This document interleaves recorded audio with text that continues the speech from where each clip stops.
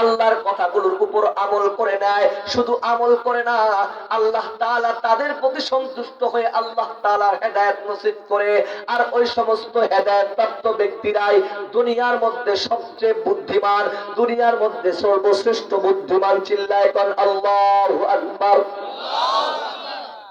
হেদায়েত দিয়েছিলেন মুসা পয়গম্বর আলাইহিস সালাতু ওয়াস সালাম, জলিলুল কদর একজন নবী, শুধু নবী নয়, নবী নয়, রাসূল।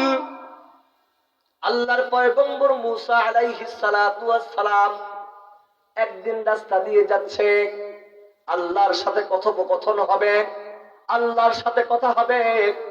এমন এক পর্যায়ে এক নর্দমা থেকে, এক ডাস্টবিন থেকে একজন শূকর ডাক দিয়ে বলতেছে, আপনারা চলে যাচ্ছেন, একটু বসেন ভাই, মেহেরবানি করে।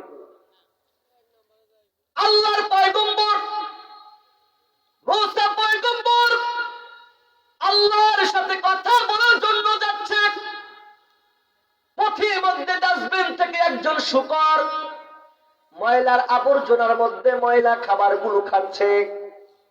মুসা পয়গম্বরকে দেখার সাথে সাথে ওই শূকর বলতেছে, মালিক, আপনি যদি আমার জবান খুলে দিতেন, আমি আপনার পয়গম্বরের সাথে দুই একটা কথা বলতাম।